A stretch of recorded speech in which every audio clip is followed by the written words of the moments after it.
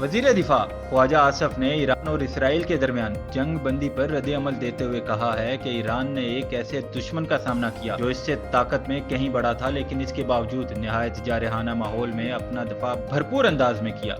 निजी TV channel से गुफ्तगू करते हुए ख्वाजा आसफ ने कहा कि वो ईरानी क़यादत और आवाम को खराज तहसीन पेश करते हैं, जिन्होंने कुर्बानियां देकर साबित किया कि कौमों की फतह सिर्फ हथियारों से नहीं बल्कि हौसले और अज़्म से होती है। इनके बकौल जंग बंदी इस बात का सबूत है कि असल कामयाबी ईरानी आवाम के हौसले को मिली है। उन्होंने कहा कि ईरानी लीडरशिप ने मुश्किल तरीन हालात में अपनी कौम की क़यादत की और दुनिया को पैगाम दिया कि जुल्म के आगे झुकने की बजाय मुज़ाहमत ही इज्जत का रास्ता है। ख्वाजा आसफ ने दुआ की कि अल्लाह ताला गजा के मजलूम मुसलमानों की भी मदद करे और उन्हें भी जल्द अमन नसीब हो। उन्होंने मजीद कहा कि पाकिस्तान को भी माजी में भारत पर कामयाबियां मिली हैं और अल्लाह ताला ने पाकिस्तानी कौम को हमेशा सुरखरू किया है। वज़ीर दिफा के इस बयान को खित्ते की ताज़ा सूरत हाल के तनाजुर में पाकिस्तान की हमायत ईरान और मुज़ाहमती मौक़िफ़ की अलामत के तौर पर देखा जा रहा है।